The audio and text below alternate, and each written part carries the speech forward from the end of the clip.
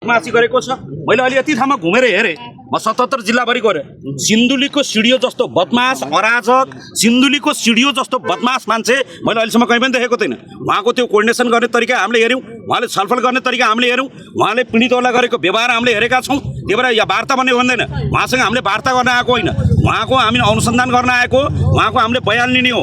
उहाँले अनुसन्धानलाई सघाउनुपर्छ। यो मुद्दामा सिडिओले बदमासी छ, यो मुद्दामा एसपीको दोष छ। दुईजनालाई कठघारामा उभाएर ती मातहतका निकायले उहाँ मातहतका कर्मचारीले गरेको बदमासीको हामी वार्ता गर्न आएको होइन, उहाँसँग दोहोरो कुरा गर्न आएको होइन।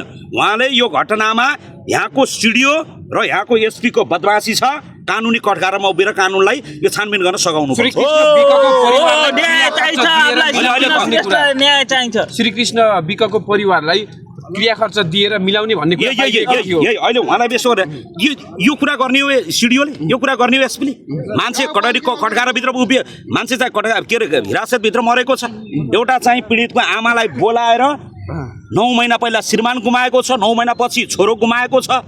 सिउँदो पुछिएर आएको मान्छे, आँसु पुछ्ने मान्छे नभएको मान्छेलाई तेरो लास कसले उठाइदिन्छ, तेरो क्रिया खर्च कसले दिन्छ, तेरो यो भोलि कसले गरिदिन्छ भने यस्ता डर देखाएर ब्ल्याकमेलिङ गरेर बदमासी गरेर मैले फेरि पनि भनेको छु, कहीँ कतैबाट यो खालको फेरि बदमासी गरेर पीडितलाई धम्काउने, थर्काउने, लोभमा पार्ने, प्रभावमा पार्ने कर्म कसैको पनि, चाहे सिडिओको, चाहे एसपीको, चाहे कुनै पनि कसैको पनि त्यसमा संलग्नता देखियो भने त्यो एक छानबिन गरेर कारबाही हुन्छ। अन्तमा त्यो गर्न पाइँदैन। त्यो अहिले मैले हेरिरहेको छु, सिडिओको मैले एक्टिभिटिज हेरेँ। सिडिओले मैले काठमाडौँबाट फोन गर्दा उहाँले सांसदको फोन काट्नु भएको छ। उहाँ कुरा गर्न चाहनुहुन्न, यो पीडितहरूलाई भित्र बोलाएर थर्काउनु भएको छ, धम्काउनु भएको छ।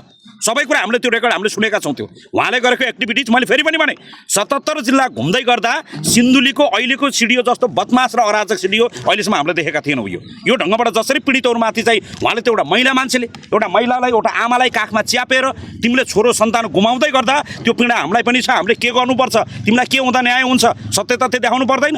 हिजो प्रहरीले हामीलाई खुरकोटमा के भन्यो, त्यहाँबाट भिडियो हामीले जिल्लामा पठाएको छ। जिल्लाको एसपीले के भन्नुभयो, 2 घण्टामा देखाउँछौँ। 2 घण्टापछि के भन्नुभयो, छैन, हावाले हल्लाएको छ, यताबाट हल्लिएर आयो, उताबाट हल्लिएर आयो, यता छ त्यता छ। सांसदलाई छल्ने सिडिओले, यो देशको सरकारको नेतृत्व गरिरहेको पार्टीको सांसदलाई छल्ने सिडिओले, एसपीले यहाँका सामान्य मान्छेलाई के काम गरेका छन् उनीहरूले, त्योहरू फेरि पनि हामीले भनेका छौँ। सिडिओको भूमिका शङ्कास्पद छ, एसपीको भूमिका शङ्कास्पद छ।